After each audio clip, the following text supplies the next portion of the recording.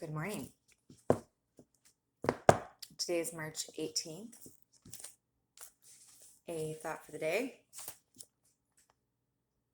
When we alcoholics first come into AA and we face the fact that we must spend the rest of our life without liquor, it often seems like an impossibility to us. So AA tells us, forget about the future and take it one day at a time. All we really have is now. We have no past time and no future time.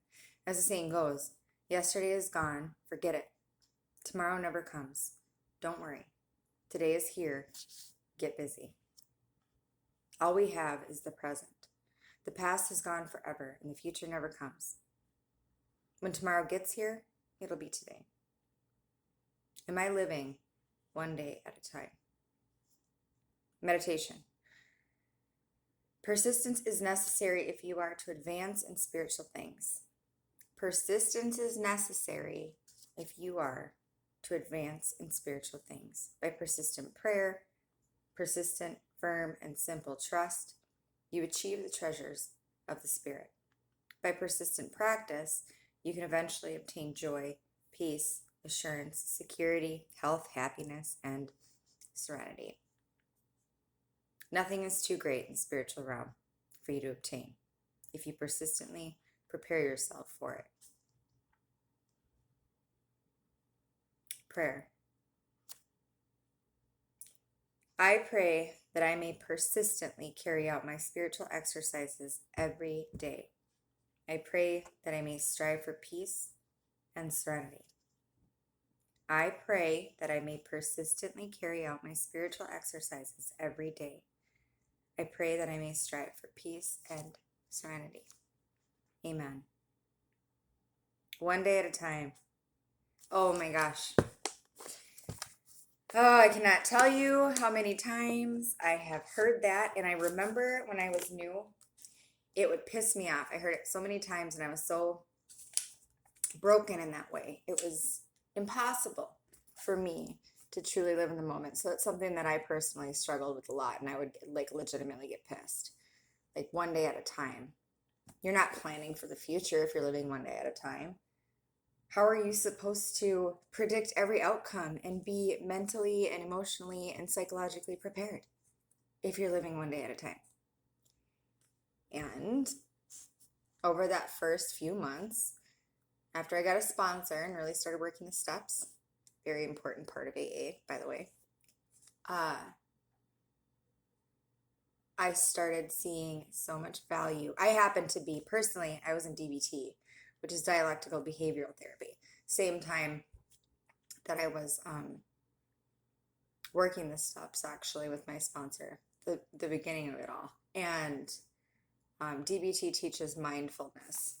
And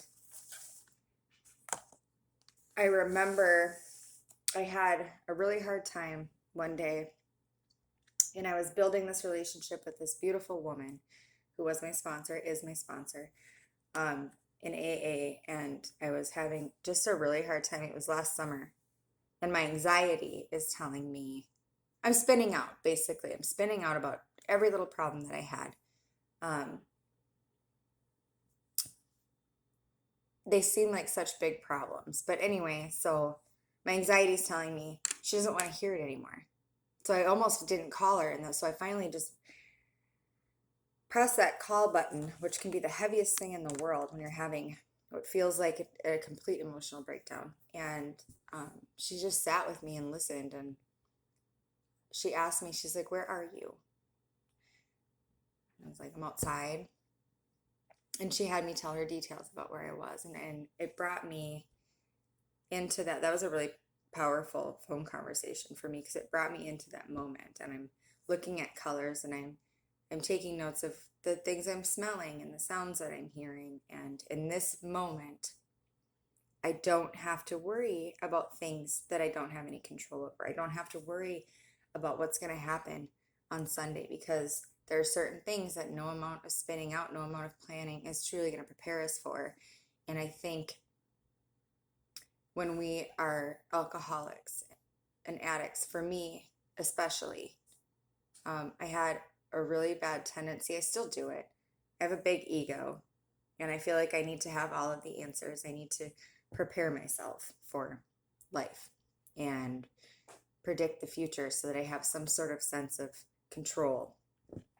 And it is insane how much energy I was exhausting. And you don't realize it until you're in this place of retrospect. And it's like, wow, I spent a lot of time and energy trying to figure out exactly how things would go down and prepare myself. Why did I do that? I think a lot of it was just like that sense of control, but also I cared an awful lot about what people thought of me. What people thought of me was everything. That ego. Anyway, so I've grown to just adore the magic of living one day at a time. And if I didn't have that in the beginning, I'm not sure that I would have made it. Because there is this heaviness to the thought of, excuse me, to the thought of never taking another drink, never taking another hit, never taking another shot. There is this really heaviness or really heavy feeling to that permanency of it. And so it had to be just today. For today, I'm going to connect with my higher power. And that got me through. That got me through the first few months pretty well. I really don't know that I would have been able to make it as far as I have. I didn't have that concept. And now one day at a time means something completely different for me. One day at a time for me now means focusing on the beauty that is in the here and now and just being and not worrying about tomorrow or the next day or the next day.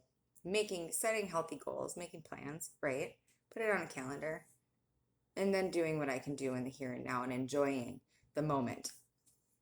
I still get stressed out. I still struggle with that. I'm just very grateful to have a program that helps me